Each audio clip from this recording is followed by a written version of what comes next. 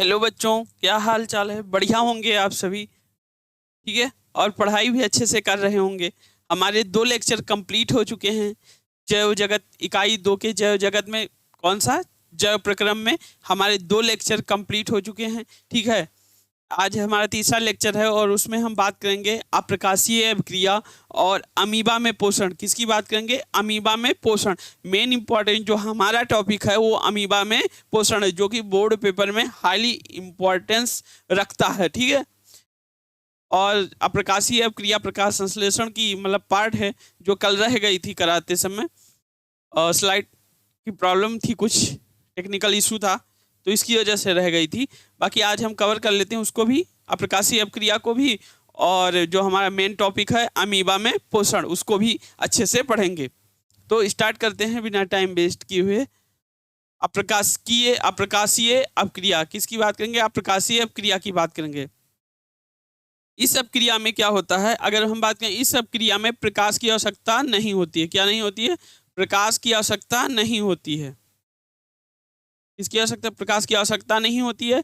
और इस अभिक्रिया की खोज जो वैज्ञानिक ने किया था उसका नाम था ब्लैकमैन, और उसी के नाम पर रखा गया ब्लैकमैन अभिक्रिया। किसके नाम पर रखा गया? उसी के नाम पर रखा गया ब्लैकमैन अभिक्रिया। ठीक है। ये अभिक्रिया जो होती है हरित लवण के स्ट्रोमा में होती है। कहाँ होती है? हरित लवण के स्ट्रोमा में होती है। इस अभिक्रिया में CO2 के अपचयन से कार्बोहाइड्रेट बनता है। क्या बनता है? CO2 के अपचयन से कार्बोहाइड्रेट बनता है। और ये समस्त क्रियाएं एक विशेष पदार्थ की उपस्थिति में होती हैं, जिसको हम क्या बोलते हैं? राइबोलोज बाईफास्फेट। क्या बोलते हैं? राइबोलोज बाईफास्फेट, RUBP की उपस्थिति में होती है। और एक चक्र के रूप में होती है, जिसको हम क्या बोलते हैं? कैल्विन चक्र या कैल्विन साइकिल बोलते हैं। ठीक है, इंग्लिश में। अब हम बात करते हैं किसकी? कैल्विन साइकिल की। ये स्ट्रक्चर दिया हुआ है दोनों का। ये कैल्विन साइकिल का दिया हुआ है, ये प्रकाशिकी अभिक्रिया का दिया हुआ है। ठीक है। अब क्या होता है? जो प्रकाशिकी अभिक्रिया से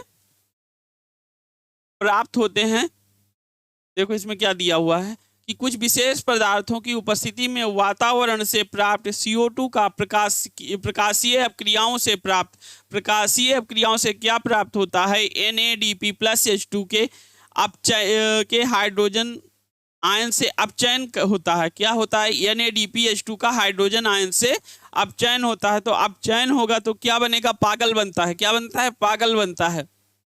उसका क्या नाम है? फास्फोग्लिसरॉल्डिहाइड। क्या बनता है? फास्फोग्लिसरॉल्डिहाइड बनता है। ठीक है। फिर नेक्स्ट स्टेप जो है, पागल नामक पदार्थ बनता है। इन क्रियाओं में निम्नलिखित अपक्रियाएं होती हैं। फास्फोग्लिसराइड बनाने के हमारे पास 4 स्टेप हैं। ठीक है। कितने हैं? 4 स्टेप हैं। अगर हम बात करें, पहला जो होता है तो 5 कार्बन वाले यौगिक राइबोलोज 1 बाईफास्फेट। 5 कार्बन वाले यौगिक, कितने? 5 कार्बन वाले यौगिक क्या करते हैं? कार्बन डाइऑक्साइड के साथ मिलकर 6 कार्बन वाले अस्थायी यौगिक का निर्माण करते हैं। यानी कि 5 कार्बन वाले 6 कार्बन का निर्माण करेंगे। किसके साथ मिलकर? कार्बन डाइऑक्साइड के साथ मिलकर। ठीक है। अब क्या होता है? जो 6 कार्बन वाले यौगिक हैं वो शीघ्र अपचयित होकर क्या होते हैं? शीघ्र अपचयित होकर PGA का निर्माण करते हैं, यानी कि फास्फोग्लिसरिक अम्ल बनाते हैं। क्या बनाते हैं? फास्फोग्लिसरिक अम्ल बनाते हैं। और ये क्या होते हैं? 3 कार्बन वाला यौगिक होता है, C3 होते हैं। क्या होते हैं? 3 कार्बन वाले यौगिक होते हैं। और कितने अणु बनते हैं इसके? 12 अणु बनते हैं। ठीक है। अब क्या है कि PGA अणु यानी कि फास्फोग्लिसरिक एसिड NADPH2 से अपचयित होगा। किससे अपचयित होगा? NADPH2 से अपचयित होगा। और क्या बनाएगा? फास्फोग्लिसरॉल्डिहाइड का निर्माण करेगा। क्या निर्माण करेगा? फास्फोग्लिसरॉल्डिहाइड। तो PGA क्या हुआ? PGA NADPH2 से अपचयित हुआ और क्या बनाया? PGAL, यानी कि पागल। देखो यहाँ भी पागल बनाया जा रहा है। ठीक, देखो इसमें भी पागल बन रहे हो सब। हाँ, लेकिन ये वो वाला पागल नहीं है, ये फास्फोग्लिसरॉल्डिहाइड वाला पागल है। ठीक। फिर क्या बनते हैं? क्या बनता है उसके साथ? NADP+ ion. और पागल के कितने अणु बनेंगे? 12 अणु बनेंगे। अब क्या होता है? पागल के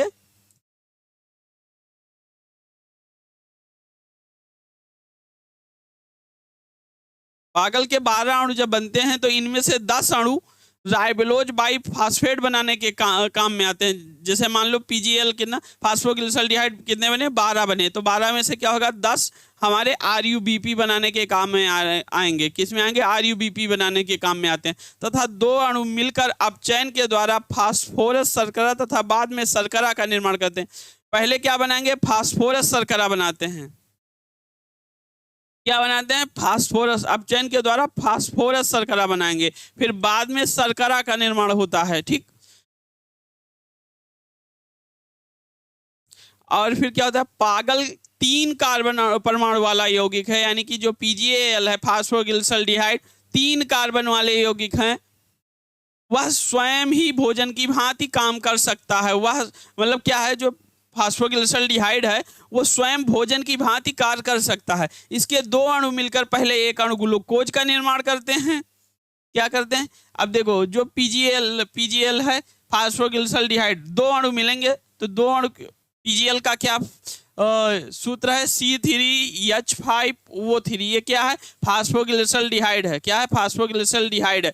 अब कितने 2 अणु मिलेंगे तो क्या बनेगा, ग्लूकोज C6H12O6, किससे, हाइड्रोजन के साथ रिएक्ट करेंगे, क्या बनेगा C6H12O6। क्या बनेंगे, C6H12O6। ठीक है, क्या बनाएंगे, ग्लूकोज। कितने अणु मिलकर, पागल के कितने अणु मिलकर ग्लूकोज बनाते हैं, पागल के 2 अणु मिलकर क्या बनाएंगे, ग्लूकोज का निर्माण करेंगे। ठीक है, अब ग्लूकोज से ही सभी अन्य प्रकार के भोज्य पदार्थ जैसे प्रोटीन हो गया, वसा हो गई, मंड यानी कि स्टार्च का निर्माण भी पौधे के अंदर ही हो जाता है। भाई वो पौधे के अंदर ही हो जाता है। किसका निर्माण, ग्लूकोज बन ही गया। अब ग्लूकोज के बाद क्या होगा, प्रोटीन बन जाएगी, वसा यानी कि फैट बन जाएगा, मंड यानी कि स्टार्च बन सकता है। जब ग्लूकोज मतलब ज़्यादा हो गया, अब्जॉर्ब नहीं हो रहा, तो उसको किसके रूप में संचित कर लेते हैं, मंड के रूप में यानी स्टार्च के रूप में। ठीक है, और ये सब कहाँ बनते हैं, पौधों के अंदर ही बन जाते हैं। केल्विन चक्र में पीजीएल तथा इसके उत्पादों से राइबोलोज बाइफॉस्फेट का फिर से निर्माण होता है। अब फिर क्या बनेगा, राइबोलोज बाइफॉस्फेट का फिर से निर्माण होगा पागल चक्र के द्वारा। अतः ये चक्र की क्रियाओं को चलाने के लिए फिर से तैयार होता है। मतलब केल्विन साइकिल चलती रहे उसके लिए क्या, राइबोलोज बाइफॉस्फेट बनता रहता है, केल्विन साइकिल चलती रहती है। ठीक है,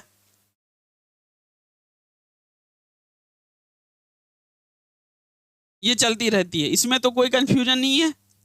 अगर है तो फिर से पढ़ लीजिएगा और नोट कर लीजिएगा, अच्छे से याद कर लेना है। अब फिर बात करेंगे मरुस्थलीय रेगिस्तान में एक विशेष पॉइंट दिया हुआ, उसको भी देख लेते हैं।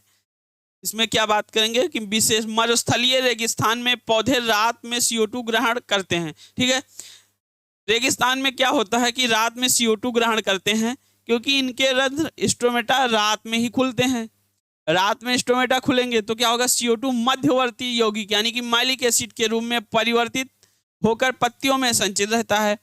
माइलिक एसिड बन जाएगा तो पत्तियों में संचित रहता है। जब दिन के समय सूर्य की प्रकाश की ऊर्जा इस मध्यवर्ती पर क्रिया करती है तो कार्बोहाइड्रेट भोजन में परिवर्तित हो जाता है। ठीक है, ये हो गया। अब इन सब में कोई प्रॉब्लम नहीं होनी चाहिए। अब हम क्या बात करेंगे, प्रकाश संश्लेषण का महत्व, इंपॉर्टेंस ऑफ फोटोसिंथेसिस। प्रकाश संश्लेषण का क्या महत्व है। ठीक,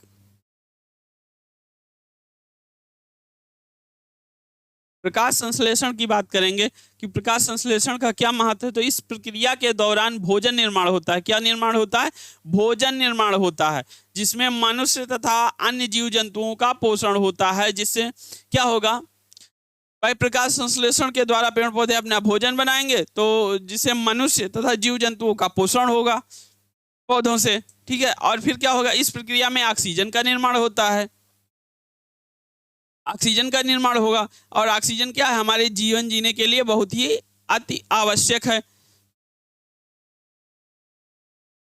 और जीव जो है श्वसन द्वारा ऑक्सीजन ग्रहण करते हैं, जिससे भोजन का ऑक्सीकरण होकर शरीर के लिए ऊर्जा प्राप्त होता है। जब हम ऑक्सीजन ग्रहण करते हैं तो फिर भोजन का ऑक्सीडेशन होता है। ठीक है, फूड का ब्रेकडाउन होता है। फूड का जब ब्रेकडाउन होगा तो हमको क्या मिलती है, एनर्जी मिलती है। जब एनर्जी मिलती है तो हमारे कार्य करने की क्षमता होती है। ठीक है, हमारा शरीर सुचारू रूप से चल सकता है, उसमें मेटाबॉलिक क्रियाएं जो होती हैं वो भी सुचारू रूप से चल सकती हैं। इस क्रिया में CO2 ग्रहण की जाती है। क्या होता है, इस प्रकाश संश्लेषण की क्रिया में CO2 ग्रहण की जाती है तथा O2 यानी कि ऑक्सीजन बाहर निकाली जाती है, जिससे पर्यावरण में O2 एवं CO2 की मात्रा संतुलित रहती है, यानी ऑक्सीजन और कार्बन डाइऑक्साइड दोनों की मात्रा संतुलित रहती है। क्या होता है, प्रकाश संश्लेषण में कार्बन डाइऑक्साइड ग्रहण किया जाता है और ऑक्सीजन बाहर निकाली जाती है, जिससे पर्यावरण में दोनों गैसों की मात्रा संतुलित रहती है। कार्बन डाइऑक्साइड के नियमन से प्रदूषण दूर होता है। क्या होता है, कार्बन डाइऑक्साइड के नियमन से प्रदूषण दूर होता है। प्रकाश संश्लेषण के ही उत्पाद खनिज तेल पेट्रोलियम कोयला आदि हैं। क्या है, प्रकाश संश्लेषण के ही उत्पाद हैं खनिज तेल पेट्रोलियम कोयला आदि, जो करोड़ों वर्ष पूर्व पौधों द्वारा संग्रहित किए गए थे। क्या किए गए थे, पौधों द्वारा संग्रहित किए गए थे। इन्हें ईंधन के रूप में प्रयोग किया जाता है। किसके रूप में प्रयोग किया जाता है, ईंधन के रूप में प्रयोग किया जाता है। ये क्या प्रकाश संश्लेषण के कुछ इंपॉर्टेंस थे जो हमने देख लिए, और इसको लिख लेना। जैसे मान लीजिए प्रकाश संश्लेषण आता है, प्रकाश संश्लेषण किसे कहते हैं, उसके कितने चरण हैं, उसकी क्या उपयोगिता है, प्रकाश संश्लेषण के होने वाले पदार्थ, सबके बारे में अगर मान लीजिए लॉन्ग में पूछता तो आपको लिखना पड़ेगा। तो इसके लिए आप पूरा कंप्लीट प्रकाश संश्लेषण का तैयार कर लीजिए, ताकि आपके नंबर ना कम होने पाए बोर्ड में। मान लीजिए आ गया प्रकाश संश्लेषण, फिर आपने पॉइंट टू पॉइंट लिखा है, पता चला आपका जितने का था उतना मार्क्स तो आपको मिला ही नहीं। इसलिए आप पूरा डिटेल प्रकाश संश्लेषण तैयार करके रखिएगा, ठीक है। अब हम बात कर लेते हैं प्रकाश संश्लेषण और श्वसन में अंतर। किस में बात कर लेते हैं, प्रकाश संश्लेषण और श्वसन में अंतर, ठीक है। प्रकाश संश्लेषण और श्वसन में अंतर, पहले प्रकाश संश्लेषण की बात कर लेते हैं, फिर श्वसन की बात कर लेंगे। प्रकाश संश्लेषण में क्या होता है, ये क्रिया पौधों की पर्णहरित युक्त कोशिकाओं में होती है, ठीक है, पर्णहरित युक्त कोशिकाओं में होती है। जबकि श्वसन जो है सभी जीवित कोशिकाओं में होती है। श्वसन क्या है, सभी जीवित कोशिकाओं में होती है, और प्रकाश संश्लेषण क्या पर्णहरित युक्त कोशिकाओं में होती है। प्रकाश ये क्रिया सूर्य के प्रकाश में संपन्न होती है, प्रकाश संश्लेषण सूर्य के प्रकाश में संपन्न होती है। जबकि ये श्वसन ये क्रिया प्रकाश एवं अंधकार दोनों में होती है। कहाँ होती है, दोनों में होती है। प्रकाश संश्लेषण में ऊर्जा भोजन के रूप में, इस क्रिया में ऊर्जा भोजन के रूप में संग्रहित होता है, और इस क्रिया में भोजन से ऊर्जा निकलती है, निर्मुक्त होती है।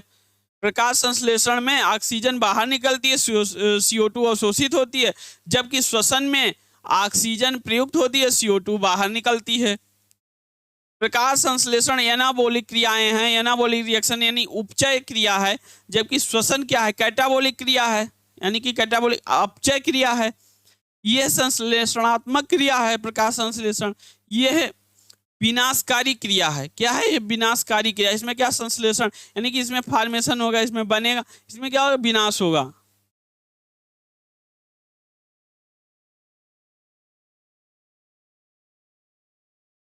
इस प्रकाश संश्लेषण में क्या होगा, इस क्रिया के बाद जीव में के भार में वृद्धि होती है, जबकि श्वसन में क्या होता है, इस क्रिया के बाद जीव के भार में कमी हो जाती है। फिर क्या इसमें प्रकाश संश्लेषण में इसमें सूर्य की विकिरण ऊर्जा पोटेंशियल ऊर्जा यानी स्थिति ऊर्जा में परिवर्तित हो जाती है, यानी कि लाइट रिएक्शन को हम केमिकल एनर्जी में परिवर्तित करते हैं। जबकि इसमें क्या होता है, स्थितिज ऊर्जा को काइनेटिक ऊर्जा यानी गतिज ऊर्जा में परिवर्तित कर देते हैं, यानी कि जो गतिज काइनेटिक, ठीक है, पोटेंशियल एनर्जी को, यानी कि जो पोटेंशियल एनर्जी है उसको हम काइनेटिक एनर्जी में परिवर्तित कर देते हैं, यानी कि समझ गए। ये हमारा क्या है, प्रकाश संश्लेषण और श्वसन में अंतर है, ठीक है। एक बार इसको पढ़ लीजिएगा, अच्छे से समझ लीजिएगा, हमने तो अपने तरफ से अच्छा ही समझाया।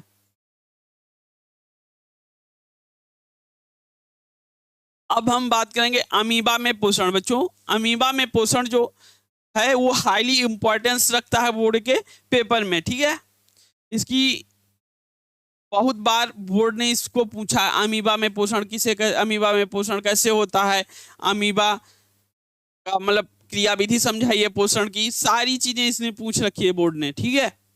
तो ये बहुत इंपॉर्टेंट है हमारे चैप्टर में, ठीक। तो इसको बात करेंगे अमीबा में पोषण। अमीबा क्या होता है, सबसे पहले तो ये जान लो अमीबा क्या होता है। अमीबा जो है वो एक कोशिकीय जीव है। क्या है? एक कोशिकीय जीव है। ठीक है, अमीबा क्या है?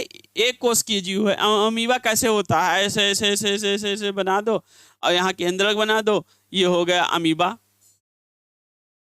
ठीक है, अमीबा जो है वो क्या है? एक कोशिकीय जीव है। क्या है? एक कोशिकीय जीव है।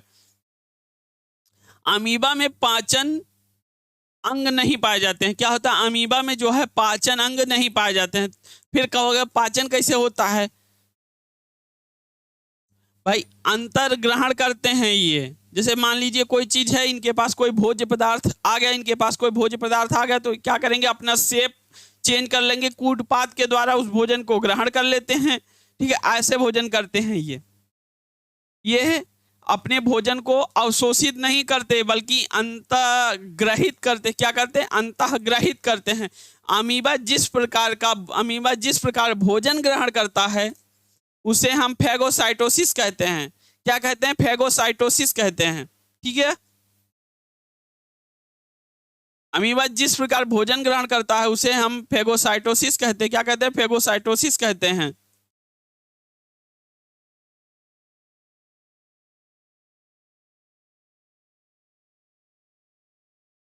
अमीबा जिस प्रकार भोजन ग्रहण करता है उसे हम क्या बोलेंगे? फेगोसाइटोसिस कहते हैं। ठीक है, अब इनका ये कौन कौन से भोजन करते हैं? जल में तैरते हुए शैवाल, जल में जो शैवाल तैर रहे हैं उनका भोजन करते हैं। जीवाणु का भोजन करते हैं। डाई आइटम का भोजन करते हैं। भोजन को ये सब इनके क्या है? अमीबा के भोजन हैं। क्या है? भोजन हैं। ठीक है, अमीबा के पोषण के निम्न चरण है। ठीक है, अमीबा के पोषण के निम्न चरण हैं।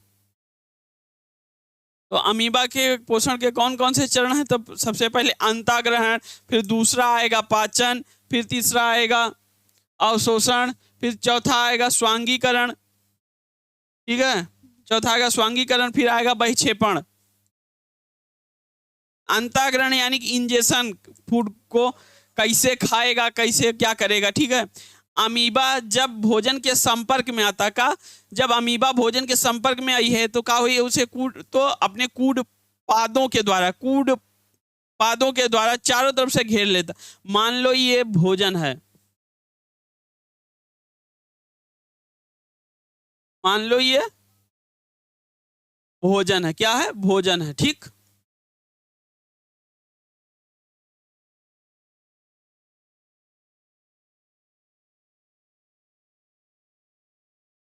क्या है? भोजन है। अब ये अमीबा है, अभी तो खाया ही नहीं उसने।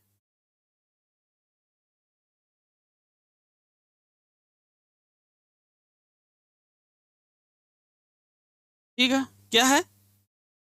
अमीबा है। ये क्या है? ये क्या? केंद्रक है। क्या है? केंद्रक है। ये भोजन आ गया उसके संपर्क में तो अब क्या करेगा? अपने कूट पादों द्वारा इसके जो ये निकले हुए हैं ये कूट पाद हैं। क्या है? कूट पाद हैं। ठीक है, इसे क्या करेगा? ये घेर लेगा भोजन को। क्या करेगा? घेर लेगा। अब जब घेर लेगा तो एक खाद्य रिक्तिका बन जाती है जिसे क्या कहते हैं? अमीबा का एक अस्थाई तुम पेट कह सकते हो। जब खाद्य रिक्तिका बनाता है वो अपने भोज्य पदार्थ को ग्रहण करने के लिए तो उसको तुम क्या कह सकते हो? अमीबा का एक फॉल्स फूड वैक्यूल बनाता है, उसको क्या कह सकते हो? अमीबा का अस्थाई पेट यानी कि फॉल्स स्टोमक बोल सकते हो। ठीक है, अमीबा जब भोजन के संपर्क में आता है, क्या है? अमीबा जब भोजन के संपर्क में आता है तो वो उसे कूड पादों द्वारा चारों तरफ से घेर लेता है। घेर लिया, अब क्या होगा? खाद्य रिक्तिका का निर्माण होता है। क्या निर्माण होता है? खाद्य रिक्तिका का निर्माण होता है। खाद्य रिक्तिका यानी कि फूड वैक्यूल को अमीबा का अस्थाई पेट यानी कि अस्थाई स्टोमक भी कह सकते हैं। ठीक है, अब फिर क्या होगा? अब उसने क्या किया? फूड को घेर लिया, ग्रहण कर लिया। अब क्या होगा? पाचन होगा। क्या होगा? पाचन होगा। भाई अब उसने जो भी फूड था उसके पास जो भी भोज्य आया उसको ग्रहण कर लिया। किसके द्वारा? कूट पादों के द्वारा घेर लिया और खाद्य रिक्तिका बनाई। ठीक है, खाद्य रिक्तिका को हम अस्थाई पेट कह सकते हैं। अब फिर पाचन की अगर बात करेंगे, इसकी बात करेंगे पाचन की,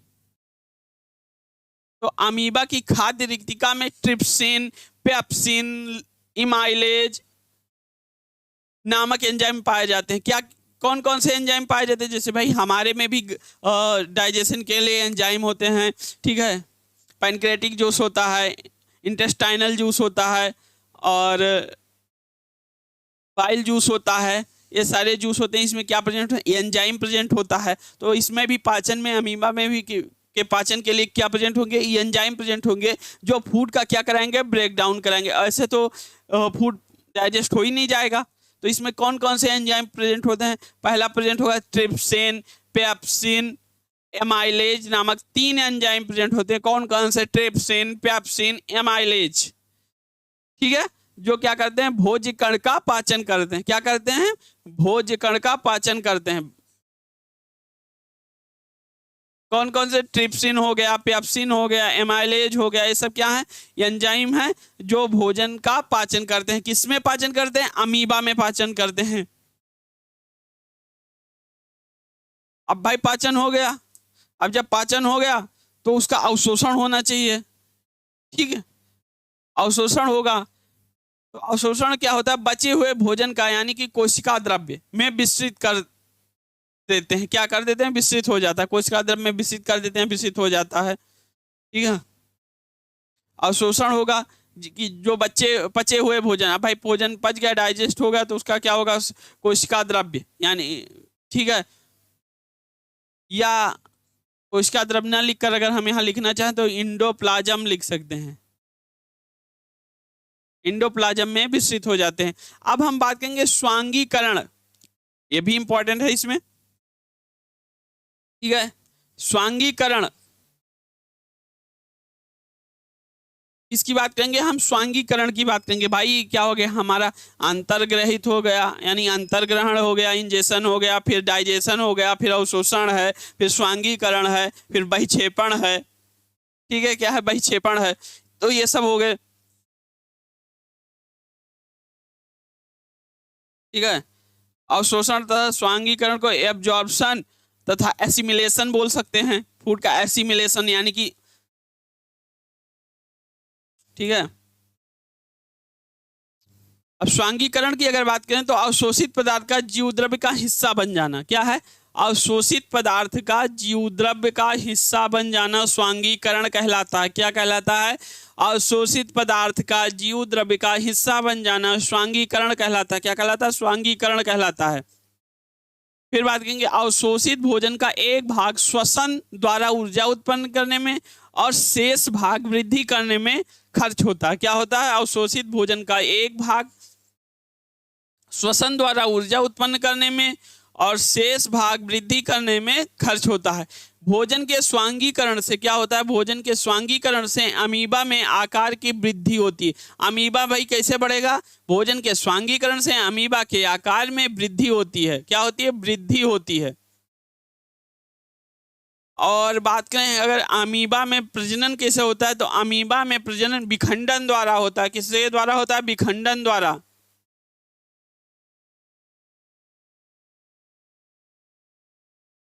इसके द्वारा होगा? विखंडन द्वारा। अमीबा में प्रजनन विखंडन द्वारा होता है। अब बात करेंगे बहिक्षेपण, ठीक है। बात करेंगे बहिक्षेपण की। तो बहिक्षेपण की अगर बात करें, इजेशन की बात करेंगे कि अब भाई जो डाइजेस्ट हुआ, भाई भोजन हमने ग्रहण किया, फिर उसका क्या हुआ? पाचन हुआ। पाचन होने के बाद क्या हुआ? अवशोषण हुआ, उसके मतलब न्यूट्रिएंट्स सूखे गए, अवशोषित किए गए, फिर स्वांगीकरण हुआ। अब क्या होगा भाई? अब जो भी भोजन हमने किया, अब उसका वेस्ट मटेरियल बचा है, ठीक है। हमारे पास उसकी उपयोगिता नहीं है, वो सब वेस्ट प्रोडक्ट है बचा हुआ भोजन का। अब क्या होगा? बहिक्षेपण, यानी कि अपशिष्ट पदार्थ का अमीबा की सतह से बाहर निकलना बहिक्षेपण कहलाता है। ये अमीबा है, अमीबा की सतह से अपशिष्ट पदार्थ यानी कि वेस्ट मटेरियल का बाहर निकल जाना बहिक्षेपण कहलाता है, ठीक है। इसको क्या बोलते हैं? बहिक्षेपण। ये अमीबा कंप्लीट हो गया। अमीबा एक बार फिर से हम रिवीजन करा देते हैं क्योंकि ये मोस्ट इंपॉर्टेंट टॉपिक है, ठीक है। ये आएगा ही आएगा पेपर में। तो सबसे पहले अमीबा में पोषण की बात करेंगे। तो अमीबा क्या होता है? अगर हम बात करें अमीबा क्या होता है, तो अमीबा एक कोशिकीय जीव है। क्या है? एक कोशिकीय जीव है। फिर उसमें क्या बात करेंगे कि इसमें पाचन तंत्र या पाचन अंग नहीं पाए जाते हैं। ये याद रखना कि अमीबा में डाइजेस्टिव सिस्टम नहीं पाए जाते हैं। तब फिर अब भाई डाइजेस्टिव सिस्टम अगर नहीं है तो भोजन का पाचन कैसे करेगा? ये अपने भोजन को अवशोषित नहीं करते बल्कि अंतर्ग्रहण करते हैं। किसके द्वारा? अपने कूट पादों द्वारा अंतर्ग्रहण करते हैं। अमीबा जिस प्रकार भोजन ग्रहण करता है उसे फैगोसाइटोसिस कहते हैं। क्या कहते हैं? फैगोसाइटोसिस कहते हैं। अब अमीबा के भाई भोजन कौन कौन से हैं? जल में तैरते हुए शैवाल और जीवाणु डायाटम्स, ठीक है, ये सब क्या अमीबा के भोजन हैं। अब अमीबा के भोजन के निम्न चरण हैं। कितने? 5 चरण बताए गए हैं अमीबा के भोजन के। कौन कौन से चरण हैं? अंतःग्रहण, पाचन हो गया, फिर अवशोषण, फिर हो गया स्वांगीकरण के बाद आता है अपना बहिक्षेपण। ठीक है, अमीबा में अंतःग्रहण में क्या होता है? अमीबा जब भोजन के संपर्क में आता है, अमीबा मान लीजिए कोई भोज्य पदार्थ के संपर्क में आया, ठीक, तो अब क्या करेगा? उसे अपने कूट पादों द्वारा यानी कि स्यूडोपोडिया जिसको बोलते हैं, ठीक है, वो क्या करेगा? अपने कूट पादों द्वारा चारों तरफ से उसको घेर लेगा। अब ये फूड है, ठीक है, मान लो ये अमीबा है, ये फूड है, अब इसके संपर्क में आएगा, जब भोज्य पदार्थ संपर्क में आएगा तो इसको क्या करेगा? चारों तरफ से घेर लेगा। अब जब घेर लेगा तो क्या बनाएगा? एक खाद्य रिक्तिका बनाएगा। क्या बनाएगा? खाद्य रिक्तिका बनाएगा। अब खाद्य रिक्तिका जो है वो उसको इंग्लिश में क्या कहते हैं? फूड वैक्यूल कहते हैं। अमीबा का अस्थाई स्टोमक है, यानी कि फॉल्स स्टोमक भी बोल सकते हो, अस्थाई है, ठीक है।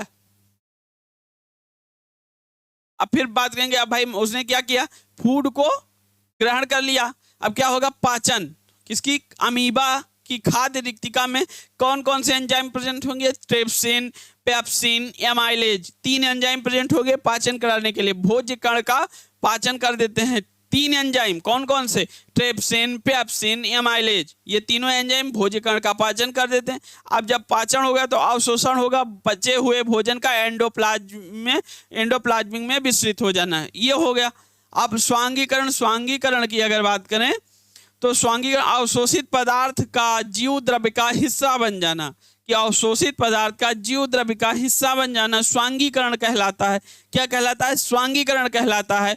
अवशोषित भोजन का एक भाग, मान लो अवशोषित भोजन का हुआ, अब उसका एक भाग क्या होगा? श्वसन करने में श्वसन द्वारा ऊर्जा उत्पन्न करने में खर्च हो जाता है। शेष भाग उसकी वृद्धि करने में खर्च हो जाता है। भोजन के स्वांगीकरण से अमीबा का आकार बढ़ता है, यानी कि जो एक भाग है उसके श्वसन से ऊर्जा उत्पन्न करने में खर्च हो गया, दूसरा भाग जो है उसकी वृद्धि करने में खर्च हो गया। अब बात करें कि अमीबा में प्रजनन यानी अमीबा में रिप्रोडक्शन कैसे होता है? अमीबा में रिप्रोडक्शन विखंडन द्वारा यानी फ्यूजन द्वारा होता है। टूटकर बिखरना यानी विखंडन मतलब टूटकर बिखरना। अमीबा में प्रजनन विखंडन द्वारा होता है, ठीक है। अब बात करेंगे हम बहिक्षेपण की। तो अब मान लो हमने फूड खाया, उसका सारा कुछ डाइजेस्ट हुआ, अब भाई जो वेस्ट प्रोडक्ट है वो निकलेगा, तो उसको निकालने की क्रिया को क्या बोलते हैं? बहिक्षेपण कहते हैं। तो अमीबा में कैसे होता है? अपशिष्ट पदार्थ का अमीबा की सतह से बाहर निकलना बहिक्षेपण कहलाता है। क्या कहलाता है? बहिक्षेपण कहलाता है। फिर से समझा दिया, अच्छे से देख लेना, समझ लेना, ये बहुत इंपॉर्टेंट टॉपिक है अमीबा में पोषण। एक टॉपिक दिया हुआ है पैरामीशियम, ठीक है। सारी कुछ क्रियाएं, पाचन, अवशोषण, स्वांगीकरण, बहिक्षेपण, सारा कुछ अमीबा के जैसा ही है, बस अमीबा के जैसा ही है, बस पैरामीशियम का स्ट्रक्चर देखना है। थोड़ी सी 2-4 लाइनें किताब में दी हुई हैं, वो हमें देखनी है, ठीक है। बात करेंगे तो पैरामीशियम एक कोशिकीय यानी यूनिसेलुलर है, ठीक है। क्या है? यूनिसेलुलर है, जो जल में रहता है। पैरामीशियम कहाँ रहता है? जल में रहता है। पैरामीशियम के पूरे शरीर पर बाल जैसी संरचना होती है। क्या होती है? बाल जैसी संरचना होती है, जिसे सीलिया या पछाब क्या कहते हैं? सीलिया कहते हैं और या पछाब कहते हैं। पछाब जल से भोजन के कणों को उठाकर मुंह में रख देता है। क्या करता है? मुंह में रख देता है भोजन के कणों को उठाकर। यह पैरामीशियम के पोषण का प्रथम चरण है। क्या है? पैरामीशियम के पोषण का प्रथम चरण है। शेष अन्य चरण जैसे पाचन हुआ, अवशोषण हुआ, स्वांगीकरण हुआ तथा बहिक्षेपण अमीबा की भांति होता है। किसकी भांति होता है? अमीबा की भांति होता है। सारे स्टेप अमीबा की भांति होते हैं। जो प्रथम चरण है पोषण का, वो क्या होता है? पचाव। सीलिया पाई जाती है। सीलिया क्या करते हैं? सीलिया भोजन के कणों को उठाकर मुंह में रख देते हैं, जिसे पैरामीशियम के पोषण का प्रथम चरण कहते हैं। ठीक है, अब हम बात करेंगे पैरामीशियम का ये स्ट्रक्चर है, स्लीपर लाइक होते हैं। क्या होते हैं? स्लीपर लाइक होते हैं।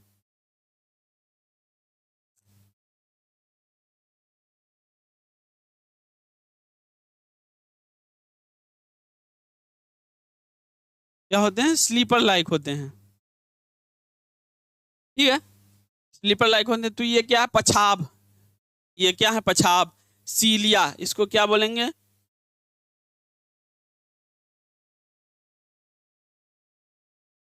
तो क्या बोलेंगे? सीलिया बोलते हैं। क्या बोलते हैं? सीलिया बोलते हैं। ये क्या है? पेलिकल हैं। क्या है? पेलिकल हैं।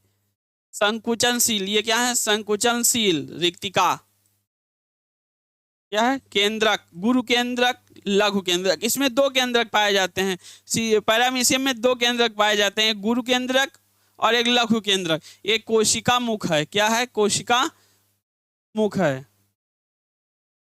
सीलिया क्या करते हैं? भोजन उठा के रख देते हैं।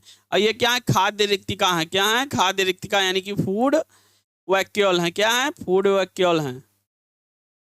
ठीक है, पैरामीशियम भी कंप्लीट हो गया। कल जो हमारा नेक्स्ट लेक्चर होगा, थैंक यू, आई होप आप लोगों को बहुत अच्छे से समझ में आया होगा। हमने अपनी पूरी कोशिश की है आप लोगों को अच्छे से समझाने की। ठीक है, अप्रकाशिकीय अपक्रिया हो गई, यानी कि डार्क रिएक्शन हो गई, डार्क रिएक्शन के स्टेप हो गए। फिर क्या बात करेंगे? अमीबा में पोषण हो गया, अमीबा के पोषण के सारे स्टेप हो गए। ठीक है, फिर पैरामीशियम का जो भी एक दो लाइन दिया हुआ था उसको भी मैंने क्लियर करा दिया। सारे कुछ, सब कुछ लाइन टू लाइन कवर किया गया इसमें। ठीक है, कोई ऐसी चीज नहीं जो छोड़ी गई हो आप लोगों के लिए, क्योंकि ऐसा ना हो कि पता चले कि सर ने नहीं पढ़ाया, आप पेपर में आ गया, फिर आप कहते फिर सर आपने तो ऐसा नहीं किया। ठीक है, अगर हम कल बात करेंगे तो कल हमारा जो स्टार्ट होगा वो मनुष्यों में पोषण, यानी कि न्यूट्रिशन इन ह्यूमन बींग्स। ठीक है, कल जो नेक्स्ट लेक्चर होगा न्यूट्रिशन इन ह्यूमन बींग्स का होगा। ठीक है, चलो तब तक एक मोटिवेशनल शायरी हो जाए तुम लोगों के लिए, क्योंकि बिना मोटिवेशनल के तो तुम लोग पढ़ते हो नहीं। ठीक है, कुछ करते हो नहीं कि हाँ भाई जब तक मोटिवेशनल ना हो, कहते हैं ना, जब तक तुम लोगों के कानों में ना ठूस आ जाए कि भैया पढ़ना है, तब तक तो तुम कुछ करते हो नहीं। चलिए एक प्यारी सी मोटिवेशनल आप लोगों को लाइन सुनाते हैं जो बहुत अच्छी है। आप लोगों को जब तक मोटिवेशन ना मिले तब तक आप लोग कुछ करते तो है नहीं। होके मायूस ना यूं शामों की तरह ढलते रहिए, कि होके मायूस यूं ना शामों की तरह ढलते रहिए। जिंदगी एक भोर है, सूरज की तरह निकलते रहिए। ठहरोगे एक पांव पर तो थक जाओगे, कि ठहरोगे एक पांव पर तो थक जाओगे। धीरे धीरे ही सही मगर राह पे चलते रहिए। क्या? धीरे धीरे ही सही मगर राह पर चलते रहिए। कहने का मतलब है कि कोई चीज एकदम से नहीं हो जाती है, कि मतलब हाँ आज ही स्टार्ट किया आज ही हमको रिजल्ट मिल जाए, नहीं। आप धीरे धीरे स्टेप बाय स्टेप चलते रहेंगे, मेहनत करते रहेंगे, सफलताएं आपको मिलती रहेंगी। अगर आप सोचे नहीं कल एग्जाम है आज ही हम सारा कुछ पढ़ लेंगे और हमको सफलता मिल जाएगी, ऐसा कभी नहीं होता है। आपको एक स्टेप बाय स्टेप मंजिल पे चढ़ना होता है। ऐसा नहीं कि आपने तुरंत पैर रखा और आप वहाँ पहुँच गए, ऐसा कुछ नहीं होता है। इसलिए आप मेहनत करते रहिए, पढ़ाई करते रहिए अच्छे से। ठीक है, डिस्ट्रक्शन में मत पड़िए। अभी बहुत जिंदगी आप लोगों के लिए पड़ी हुई है डिस्ट्रक्शन में पढ़ने के लिए, ऐसा नहीं है। अभी आप सिर्फ पढ़ाई पे फोकस करिए, मेन आपका जो टारगेट है वो सिर्फ पढ़ाई है। ठीक है, तो पढ़ाई करते रहिए, हंसते मुस्कुराते रहिए। फिर मिलते हैं हम कल नेक्स्ट लेक्चर में आपसे, जो कि हमारा होगा न्यूट्रिशन इन ह्यूमन बींग्स। ठीक, बाय बाय।